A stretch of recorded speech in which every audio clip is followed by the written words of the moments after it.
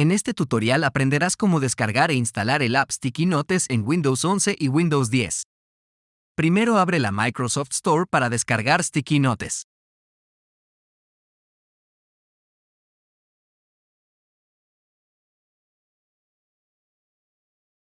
En la barra de búsqueda escribe Sticky Notes.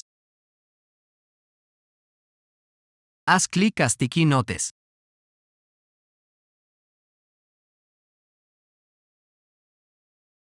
Haz clic a obtener aplicación Sticky Notes.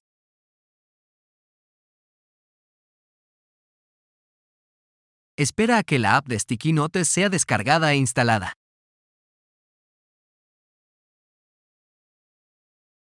Ahora puedes abrir Sticky Notes.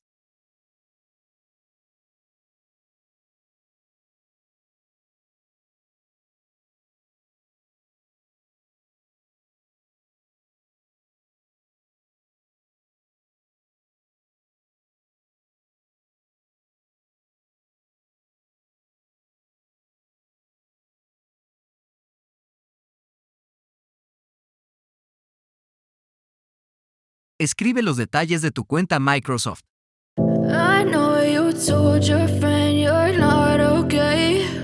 And tell me what's wrong and why you never said you felt that way.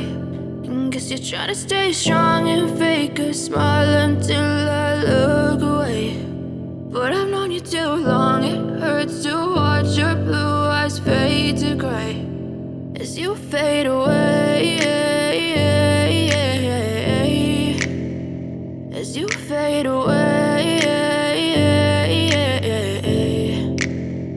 Yeah, I'm about to fade away. Cause every time I wake up I feel like it's Monday. Something's going wrong with all the chemicals up in my brain. All of a sudden I don't look at anything the same way. Got a buildup of my thoughts sitting in an ashtray. I'm sorry that I'm so inconvenient, okay. Just let me be me and I'll stay out of your way. I can see the way you look at me, I'm such a disgrace. I never really asked you. Si este tutorial te ayudó, no olvides dejar un me gusta y suscribirte.